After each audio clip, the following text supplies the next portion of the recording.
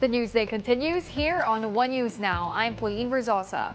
PAGASA hits back at Albay's 2nd District Representative Joey Salceda after the lawmaker accused them of, quote, sleeping on the job. In a now deleted Facebook post, Salceda said the State Weather Bureau risked lives because of their seemingly late updates about severe tropical storm Enteng. This as some parts of Bicol experienced flash floods and heavy rain. PAGASA rejected Salcedo's accusation.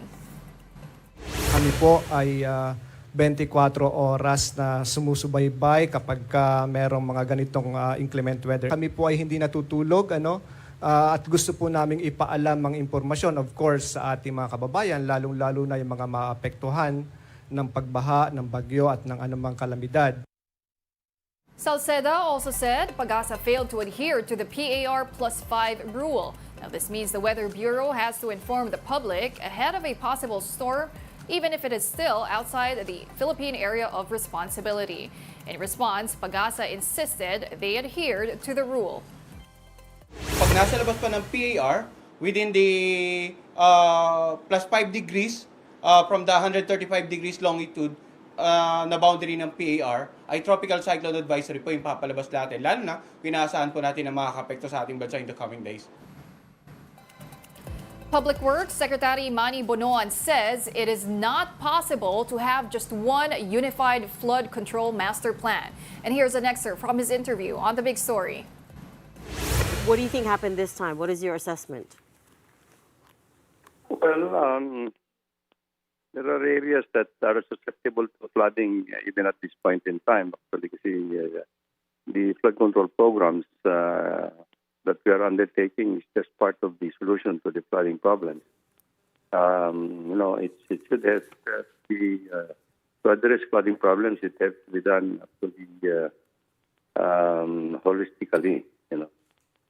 For one thing, when we came into this administration two years ago, I noticed that actually the riverbeds along the rivers, many of the rivers, are very shallow. So you can expect that any big rainfall, the rivers will have to overflow. So I'm sure that there are other projects that have been undertaken over the past years, but it's not enough actually to mitigate unless the riverbeds are dredged and desilted, so that the carrying capacity of the rivers should be increased actually. Sec Manny, it's kind of fresh in my head. We spoke right after Karina. That was July 24. We spoke to you last week of July. Right after that, about a week after, you showed up in Senate and the senators were questioning you on what happened to all the flood control problems. So I'm not going to ask you those again. But what I want to ask you, Sec, is what have we started doing since Bagyong Karina to try to kind of play catch-up, because as we know, we are very much behind in the implementation and even the master planning of all these flood control projects, which, as we found out, are not integrated? Well, if you're looking for the integrated flood control projects, actually are unique for each river basin. Actually, in each river basin, there are several components, just like Metro Manila. Metro Manila has, I think, about 7 components, including the technical solutions and the social and environmental components, actually. As far as the engineering interventions are concerned, actually, I think the Department of Public Works and Highways over the years have been undertaking the components when the master plan that was formulated with the assistance of the World Bank, I understand, in 2012. So my information is many of these have already been undertaken, but there are still many components, engineering components that have to be undertaken for the Pasig Marikina flood management control project. You can appreciate that in Karina, the Pasig River and Marikina River did not overflow, despite the fact na medyo malaki yung rainfall that came down. No? The only problem inside Metro Manila is that the rainwaters that poured inside Metro Manila cannot be drained immediately because, for one thing, it has to go through, the runoff has to go through the drainage system of Metro Manila, which is actually very antiquated. And it's been there for many, many years, more than 50 years. It's not actually designed already for the requirements this time. Although this is part of the flood control master plan, this is still have to be undertaken. The Department of Human Settlements and Urban Development admits low budget utilization rate. Undersecretary Randy Escolango says only 8 million out of a 200 million peso budget dedicated to shelter assistance during disasters has been used. Senators criticized the bureaucratic hurdles in accessing aid, given that it should be done to provide relief to victims of disasters. Housing Secretary Jose Rizalino Acuzar says the agency will consider easing the rules for the program. Beneficiaries of the Integrated Disaster Shelter Assistance Program are supposed to receive 50,000 pesos in cash assistance. We'll be back with more stories after this break. Keep it here on One News.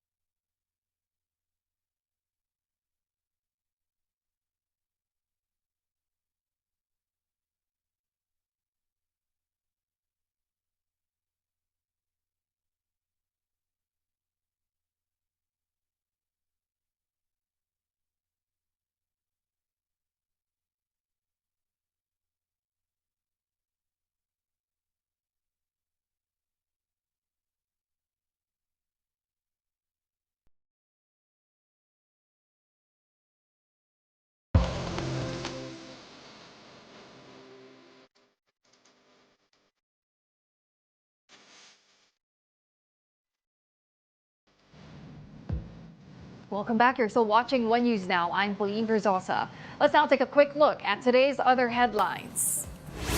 In the Philippine Star, the government has provided more than 16 million pesos worth of assistance to those affected by Tropical Storm Enteng. The Presidential Communications Office says the aid was given to nearly 304,000 persons or 80,000 families in 8 storm-hit regions. Meanwhile, in business world, the national government's outstanding debt hit a fresh high of 15.69 trillion pesos as of end July. The Bureau of the Treasury says the debt level rose by 1.33% from the 15.48 trillion peso figure as of end June. Now, in other news, the Movie and Television Review and Classification Board, or MTRCB, defended its decision to slap an X rating to 2 local movies. MTRCB Chairperson Lala Soto Antonio said the documentary film Alipato at Muog was rated X because it, quote, undermines the faith and confidence in the government. The award-winning film was about the search for the missing activist Jonas Burgos. Antonio also justified their decision to give an X rating to Dear Satan, a film about how a child influenced Satan to be good. I have seen the film. I joined the board. I am offended as a Christian. Ano yung demonic? No, it is not demonic, but it is a depiction of, it has a different depiction of Satan becoming good. Satan will never ever be good. Now, during the budget hearing, Senator Jinggoy Estrada raised concerns about the lack of regulation in streaming sites. He said minors can easily access X-rated films in streaming services such as Viva Max. In response, Antonio said streaming sites are not yet part of their jurisdiction. In the judgment of the board, the film tends to undermine the faith and confidence of the people in their government or duly constituted authorities. Therefore, the first review committee rated it X. At dahil Burr-months na, nagsisimula ka na bang maglagay ng Christmas decors? Well, patok ngayon sa mga mamimili ang isang pamilihan sa Maynila dahil sa mura at maraming Christmas decors na pwedeng bilhin. At para bigyan ng mukha ang balita, Mobile Journal, Denise Valdesancho.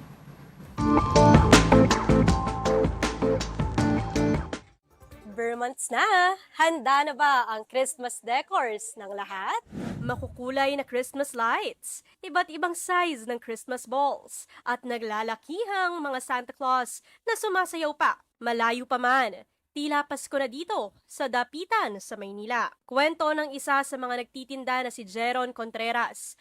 As early as August pala, naghahanda na sila para sa Christmas. Nag-start po kami ng aming mga pang-Christmas decor is nung August 2nd week. Marami na pong bumibili kasi ayaw nila pong makipagsabayan sa Burr-months na mas maraming tao po dito. Kumpleto rito sa Dapitan Arcade. Sa halagang 250 pesos, makakabili ka na ng 8 meters na Christmas lights. Kung pang-decorate naman ng Christmas tree, kukuti-kutitap na ang puno mo for as low as 180 pesos. Ito po ang pinakamabenta sa amin. Ang amin pong garland 8 feet. Meron din pong mga ganitong wreath, yan, ang ganda-ganda, 2.5. Kung ikukumpara sa iba, dito na lang raw mamili at di hamak na mas mura. Mas mura po sa amin, hindi kami pumapatong ng triple o mas yung presyong masa lang.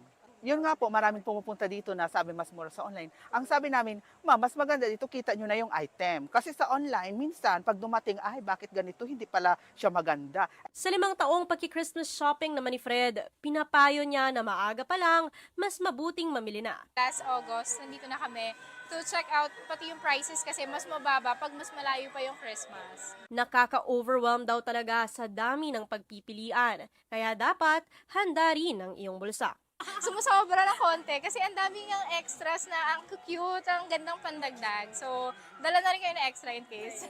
Bandang Oktubre raw nagsisimulang dumami ang mamimili sa Dapitan Arcade. Kaya kung nagbabalak ka man pumunta, mas maiging agahan mo na para hindi maipit sa siksikan. Kaya mga kapatid, as early as now, mag-ready na, lalo kung tight ang budget para iwas overspend at para masaya lahat ngayong Pasko. Mobile Journal, Denise Valdesancho po, Hatid ang mukha ng balita. And those are the top stories of the hour this morning. I'm Pauline Verzosa. We are One News.